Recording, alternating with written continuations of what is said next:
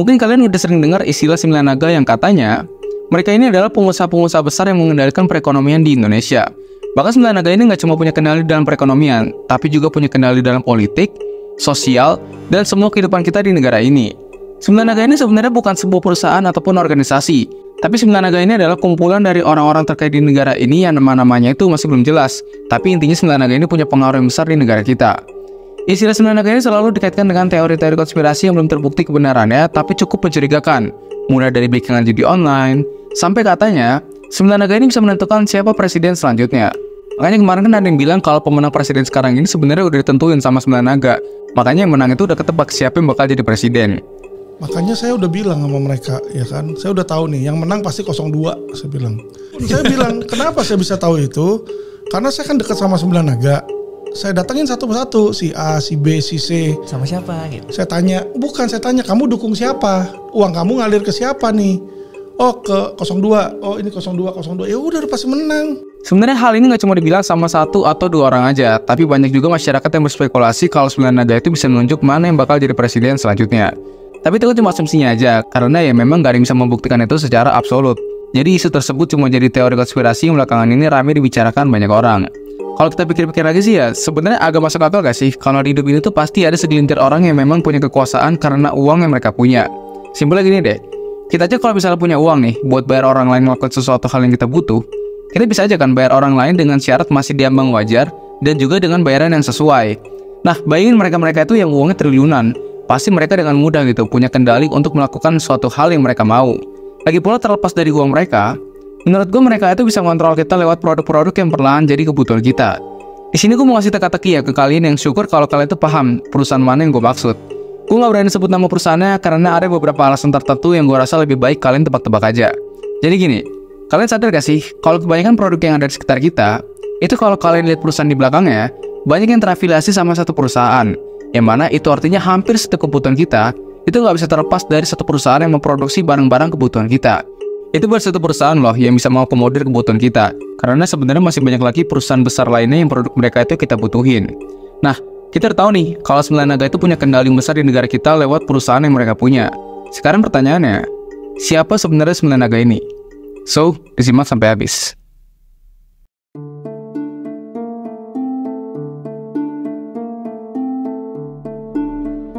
9 naga adalah istilah yang sering digunakan di Indonesia untuk merujuk pada 9 konglomerat yang dianggap memiliki pengaruh yang sangat besar di bidang ekonomi dan politik di Indonesia. 9 naga ini dianggap punya kendali yang sangat besar dalam tatanan negara ini, termasuk dalam hal bisnis, ekonomi, ataupun kondisi politik. Banyak orang berspekulasi kalau 9 naga itu nggak suka kalau kita itu berusaha nyenggol atau mengkritik keberadaan mereka, karena mereka dipercaya bisa melakukan hal-hal yang nantinya bisa merugikan diri kita sendiri. Selain punya kendali yang besar, 9 naga pun dipercaya punya perlindungan yang membuat mereka itu bisa terhindar dari tindakan hukum. Jadi ibaratnya mereka itu kayak yang paling berkuasa lah di negara ini. Nah, walaupun tadi gue bilang 9 naga ini belum jelas nama-namanya, tapi banyak orang berspekulasi kalau 9 naga itu adalah orang-orang berikut ini.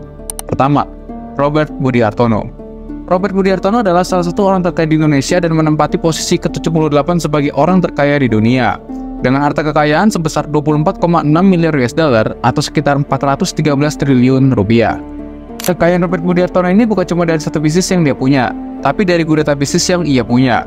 Gue yakin di sini sebagian besar dari lu banyak yang udah pakai ATM BCA, tapi mungkin masih banyak nih di antara lu yang belum tahu kalau Bank Sentral Asia atau BCA itu punya Robert Budi Hartono sama kakaknya yang bernama Michael Budi Hartono.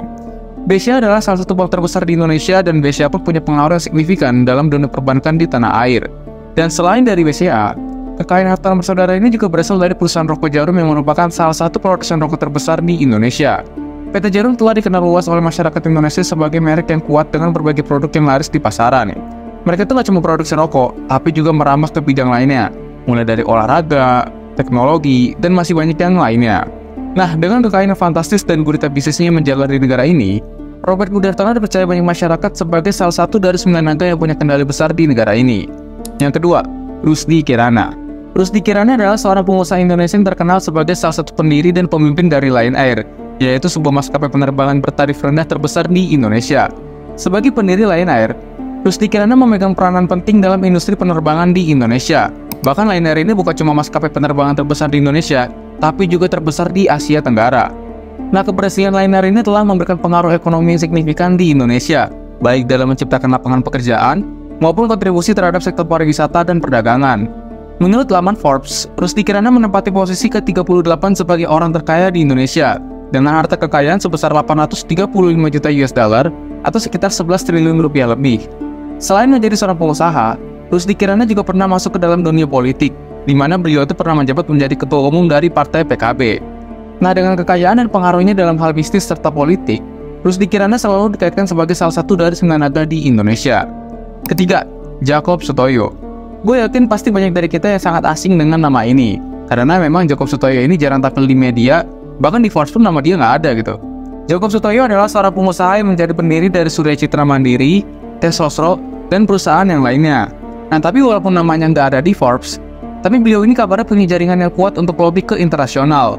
Dan hal ini pun terlihat ketika di tahun 2014, di mana beliau itu memfasilitasi pertemuan tertutup antara Jokowi, Megawati, dan juga dubes asing. Nah, karena powernya ini, beliau dianggap sebagai salah satu dari 9 naga di Indonesia. Keempat, Sofyan Wanandi.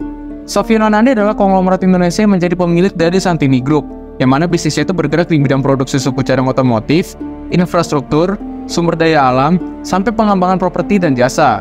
Sofyan Wanandi juga dikenal sebagai salah satu dari 9 naga yang berkuasa di Indonesia. Yang kelima, yang menurut gue yang paling kontroversi adalah Tommy Winata. Kenapa gue bilang ini paling kontroversi? Karena dari banyak isu yang beredar, Tommy Winata ini sering disebut sebagai mafia judi di Indonesia. Walaupun hal ini nggak terbukti kebenarannya, tapi banyak orang berspekulasi kalau Tommy Winata ini punya hubungan sama perjudian di Indonesia. Bahkan nggak cuma perjudian, tapi katanya Tommy Winata ini berhubungan dengan bisnis-bisnis gelap yang lainnya, misalnya kayak penyelundupan barang ilegal, obat-obatan, dan lain-lainnya. Tapi di tengah isu-isu negatif yang menyerang, beliau pun berkali-kali klarifikasi kalau isu tersebut cuma fitnah. Bahkan justru beliau itu suka berbagi dan membantu masyarakat lewat perusahaannya yaitu Arta Graha Peduli. Tommy Winata pun dikenal punya hubungan yang dekat sama Bos Agung Sedayu yang sekarang ini ikut serta dalam pembangunan IKN. Nah, dengan jaringan dan isu-isunya ini, beliau dipercaya banyak orang sebagai salah satu dari 9 naga di Indonesia. Selain nama-nama yang udah gue sebut tadi, sebenarnya masih ada nama-nama lainnya yang dianggap jadi bagian dari 9 naga.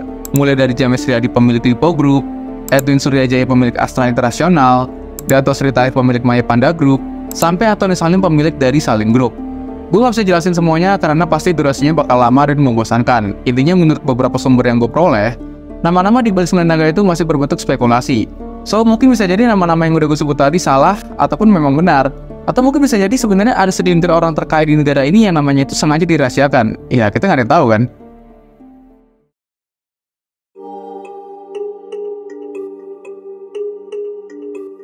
Terlepas dari apakah istilah 9 naga ini beneran ada atau cuma teori konspirasi, yang jelas kita nggak bisa pungkiri kalau tentu ada segelintir orang yang memang punya kendali besar di suatu negara karena kekayaan dan perusahaan yang ia bangun. Isu-isu ini sebenarnya nggak cuma terjadi di Indonesia, karena di negara-negara lain pun banyak itu isu tentang segelintir orang yang punya kendali besar di negara tersebut.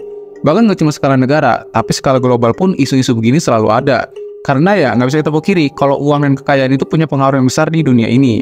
Ini kita nggak ngomongin konspirasi elit global ya, tapi lu bisa lihat sendiri kebijakan-kebijakan yang dibuat untuk kepentingan segelintir orang dengan power yang kuat di dunia ini. Memang kita tuh nggak bisa munafik kalau uang itu punya power yang sangat-sangat besar di negara maupun dunia ini. Gimana nih kalau pandangan lu terhadap istilah 9 naga ini? Coba tulis di kolom komen. Well, sekian pembahasan kali ini, semoga bermanfaat dan sampai jumpa di segmen selanjutnya.